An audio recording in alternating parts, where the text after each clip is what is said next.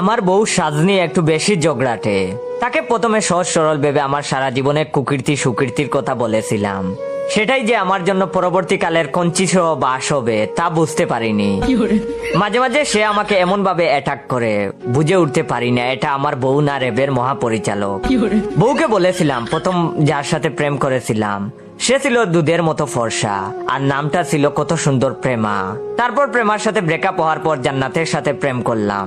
তুমি জানো না বউ, মেয়েটাকে প্রথমে আমি চিনতে পারিনি, কয়েকদিন বাদে বুঝলাম মেয়েটা দানি লঙ্কা। উঠতে বসতে 7 বেলা আমার সাথে বাজে ব্যবহার করতো, তাই ওটাকে বিয়ে করার আগেই তালাক দিয়েছিলাম। আর তোমার সাথে বিয়ে হবার আগে রুম্পার সাথে প্রেম করেছিলাম। মেয়েটার ব্যবহার এত ভালো যে তোমাকে বলে বুঝাতে পারবো না। তোমার সাথে বিয়ে হয়ে গেল বলে রুম্পাকে ছেড়ে দিতে হলো। মেয়েটা ছিল একদম মধুর মতো।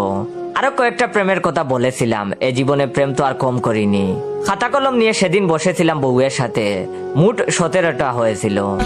এই কথাগুলো আপন ভেবে বউকে বলেছিলাম, কিন্তু বউ যে এমন একটা কাজ করবে আমি জানতাম না। আমাকে প্রতিদিনের মতো সেদিনও বাজারের লিস্ট হাতে দিয়েছে, কিন্তু আমি লিস্ট পড়তে গিয়ে অবাক। প্রমা 1 কেজি, সুরাইয়া 100 গ্রাম, জান্নাত 500 গ্রাম, রুম্পা 250 গ্রাম আর ববি 20 টাকার। আমি লিস্টের নাম পড়েই বউকে ডাক দিলাম আর বললাম, বউ সকাল সকাল মদ কি বেশি খাইছো নাকি? উল্টাপাল্টা ভালোই তো লিখছো দেখছি।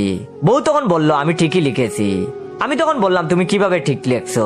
আমার প্রাক্তনদের নাম লিখছো কেন? বউ তখন বলল, আরে তুমি সেদিন বললে না প্রেমা দুধের মতো ছিল, তার মানে প্রেমার নাম আর দুধ একই কথা।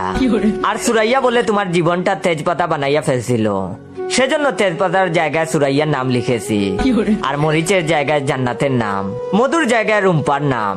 আর তুমি সেদিন বললা ববিরে দেখলে তোমার এলাচের কথা মনে পড়ে যায়, তাই এলাচের নামের জায়গায় ববির নাম। আমি তখন বললাম, তুমি যে আমারে এভাবে খুঁটা দিবা জানতাম না। তখন সে বলল, আমার কি দোষ বলো? বাজার করতে দিলেই তুমি ভুলে যাও, লিস্ট করে দিলে সেটা হারিয়ে ফেলো, তাই এটা তোমার শাস্তি। তখন আমি বললাম, তাই বলে এভাবে? তখন সে বলল, ও প্রেম করার সময় মনে ছিল না? তুমি করলে দোষ নাই, আর আমি বললেই দোষ। যত দোষ নন্দ ঘোষ। যাও বাজার করে আনো, নইলে বাপের বাড়ি চলে যাব কিন্তু। এদিকে আমার এক কিপটা বন্ধুকে কয়েকদিন ধরে দেখতেছে খালি 5 স্টার হোটেলে রেস্টুরেন্টে ঘুরে বেড়াচ্ছে বউসহ, আর ফেসবুকে পিক দিয়ে বাসায় দিচ্ছে। কালকে রাতে দেখলাম বউসহ মালদ্বীপ যাচ্ছে, অথচ সে বউকে এক কাপড়ে বছরের পর বছর পার করিয়ে দেওয়ার মতো ছেলে। তখন আমি বন্ধুকে নক দিলাম কাহিনী জানতে, সে তখন মেসেজ সিন করে না। তারপর বন্ধুর বউকে নক দিলাম, সে যা বলল তা শুনে আমি তো সে বলল, ভাই আপনার বন্ধু কেমন কিপটা আপনি তো জানেন। তাই ওরে বুঝাইছি, আমরা যদি 5 স্টার রেস্টুরেন্টে ঘুরে ঘুরে ফুড রিভিউ করি আর বিভিন্ন রিসোর্টে কিংবা দেশের বাইরে গিয়ে কাপল ব্লগিং করি, তাহলে ফেসবুক ইউটিউব থেকে আমাদের অনেক ডলার ইনকাম হবে। এই লোভে আপনার বন্ধু এত টাকা খরচ করতেছে। আমি তখন বললাম, তোমাদের পেজ বা চ্যানেলের নাম কি? তখন সে বলল, এখনো খুলিনি ভাইয়া। তখন আমি বললাম, তোর ডলার ইনকাম করবে কি করে?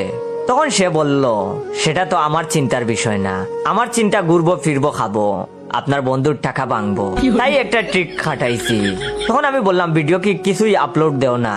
তখন সে বলল, আপনার বন্ধু দেয় তার অ্যাকাউন্টে। এদিকে বন্ধুর অ্যাকাউন্টের ভিডিওতে তাকে 3টা লাইক, একটা বন্ধু দেয় আর একটা আমি দেই।